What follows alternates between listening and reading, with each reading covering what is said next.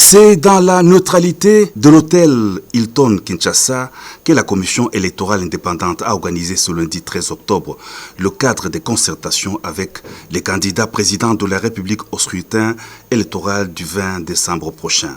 Le chef de l'État, Félix-Antoine Tshisekedi Tshilombo, qui se représente pour un deuxième mandat à la présidence de la RDC, a aménagé son agenda très chargé pour répondre à cette invitation. Le président de la République a pris part avec les autres candidats à la séance de travail du cadre des concertations CENI, candidat président de la République. La rencontre s'est tenue en présence des ambassadeurs et chefs des missions diplomatiques accrédités à Kinshasa.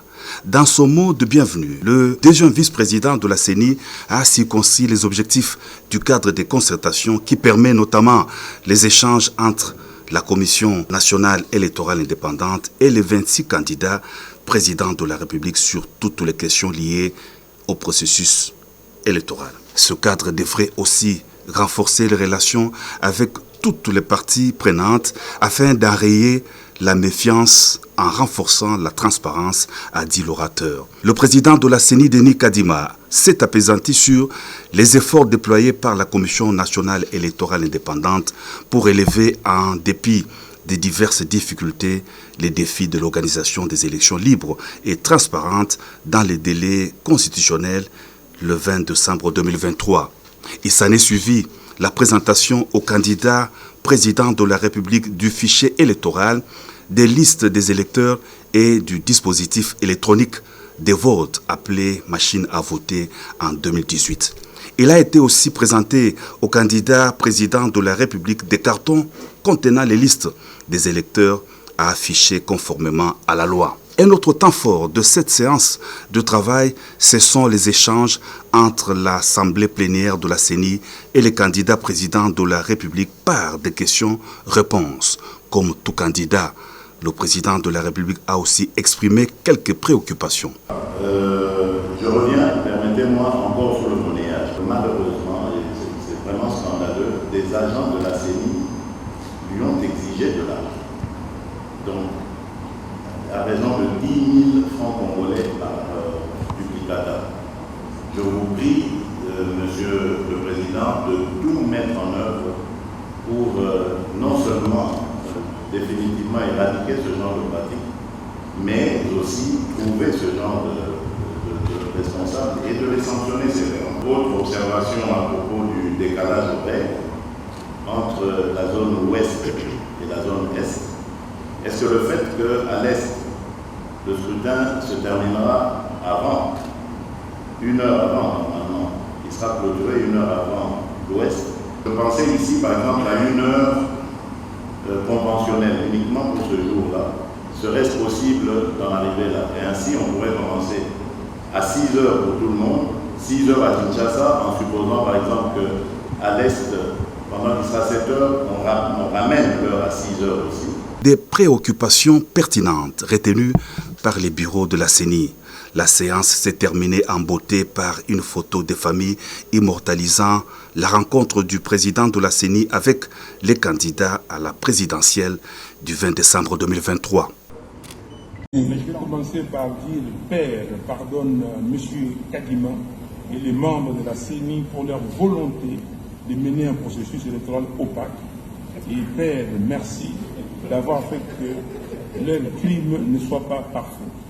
Je vais commencer par là, parce que nous sommes venus ici, comme dit Augustin Matata, par politesse. Ce n'est pas ça ce que nous avons demandé. On vous a demandé une réunion. C'est un exercice auquel, personnellement, je connais, parce que j'ai été candidate en 2018. Et les candidats présents sont frustrés, et ils l'ont démontré clairement. Ils ont eu à poser des questions. Quelques réponses nous avons obtenues, des réponses peut-être techniques, mais les grandes questions qui frustrent les candidats, le fichier électoral, la publication de la liste électorale, qui, selon la loi, devait être fait déjà 1 mois avant le début de campagne, va être fait peut-être cette semaine. Donc c'est quand même des questions importantes qui doivent nous mettre en confiance. Les candidats présidents de la République ne sont pas en confiance. Et nous sortons frustrés Et nous avons demandé un autre cadre de concertation, parce qu'on ne peut pas aller à des élections alors que la plupart de tous ces candidats qui se sont prononcés, qui ont posé leur candidature, sont totalement frustrés. Donc voilà, on est sortis frustrés. Je crois que vous le voyez, tout le monde, personne ne veut même participer au cocktail. Il va falloir qu'il y ait un autre cadre de concertation. Je pense qu'à nos élections le 20 décembre, oui, nous tous nous voulons les élections, mais on ne peut pas aller aux élections à n'importe quel prix. Voilà, c'est ça le problème. Ou sinon, on recommence encore la même histoire. Il y a 3 cycles électoraux passés, on est au 4e, on est encore dans la même histoire. Il faut qu'à un moment donné, les choses changent. Le peuple est frustré, le peuple a faim. Le but de ces élections-là, parce que le peuple veut un changement. Mais s'il n'y a pas de changement, à quoi servent les élections? Dépenser autant d'argent, 800 millions de dollars sont déjà dépensés, mais pour que dalle, quoi. Alors, le peuple est frustré, nous sommes frustrés. Voilà, c'est ça ma réponse. Merci. Comme vous le savez, la loi électorale n'a pas été votée dans des conditions idéales. Vous savez aussi, la composition du bureau, la CENI n'a pas respecté la volonté des parties prenantes. Vous le savez aussi, les fichiers électoraux n'ont pas été audités. Vous le savez aussi, il n'y a pas eu d'affichage des listes. Bref, c'est un processus chaotique et nous avons tenu à le dire. Nous l'avons dit. Même si certaines actions ne dépendent pas de la CENI en tant qu'institution, mais écoutez, la CENI est considérée comme une institution inclusive, n'est-ce pas?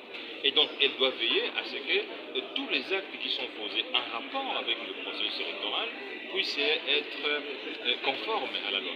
Je donne un exemple. Je viens du Congo central.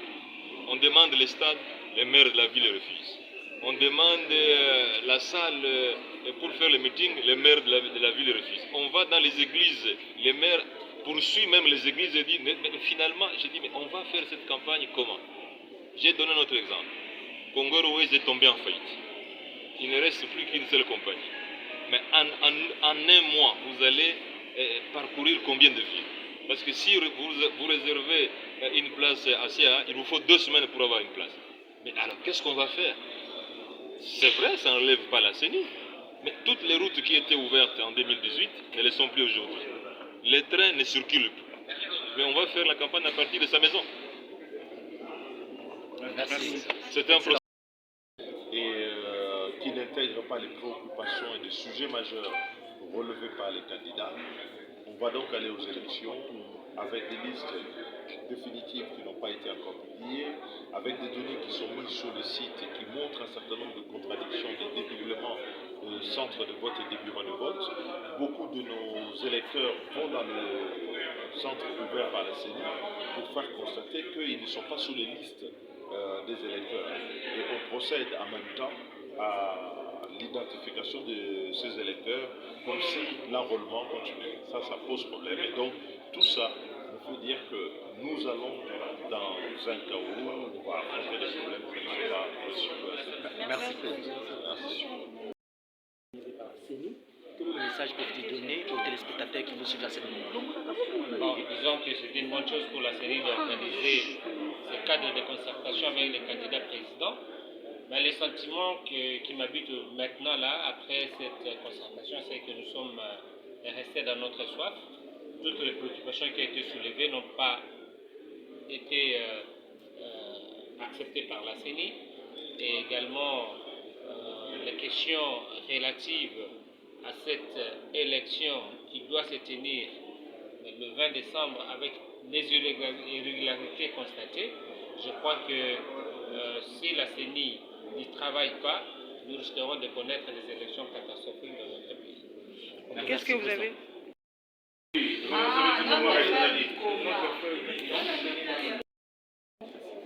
d'abord, merci de m'avoir donné la parole. Je m'appelle Efra Kazadi, je suis mandat de Rex Kazadi.